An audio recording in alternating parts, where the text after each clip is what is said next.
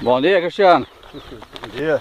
Beleza? Beleza. Como é que tá o treino aí? Tá bom, tá bom. Muito cansativo no seu primeiro treino do ano, mas tá bom. É, né? É isso aí. Treininho doido que o Dilon tá inventando aí, né? O só inventa ultimamente. É, certo? Esse velhinho quer matar a gente. Certo aí dá um cacete nesse velhinho, né? Ah, só se for agora.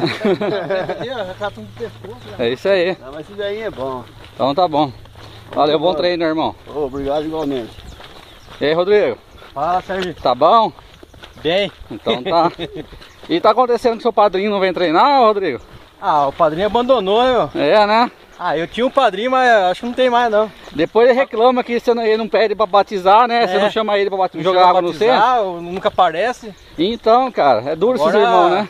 Perdi o padrinho, agora eu virei o discípulo do Dilão, né? É, isso aí. É. Ele acha que é só pedalar só com o negócio, pedalar né? agora.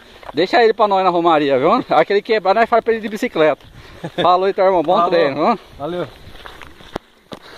E aí, Fraga? E aí, Sérgio? Tranquilão? Ô, tranquilo. Como é que tá o treino aí? Bom, né? Cansadão, mas tamo aí, né? É, né? Boa. Isso que é o mais importante. E o pessoal lá do Kill, a turma lá, ninguém vai vir treinar mais não? O cara vai só na experiência, né, velho? Vai, né? O cara só esperia ali, pá. E o manquinho do Oswaldo lá sumiu mesmo? Ah, sumiu, hein, cara. Não Ele quer tá lá saber. no Paraná, lá, só assando uma picanha, tomando uma Isso. braminha de boa.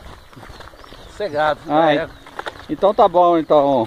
Qualquer coisa a gente vai conversando então no treino aí. Manda um recado pro pessoal aí, Flavinho. O pessoal vir treinar com nós aí. Ô, pessoal, vamos aí, meu. A Romaria já tá chegando já, velho. Vamos É? treinar aí, galera. Então tá bom, Flavinho. Vamos. Bom treino. Beleza, valeu.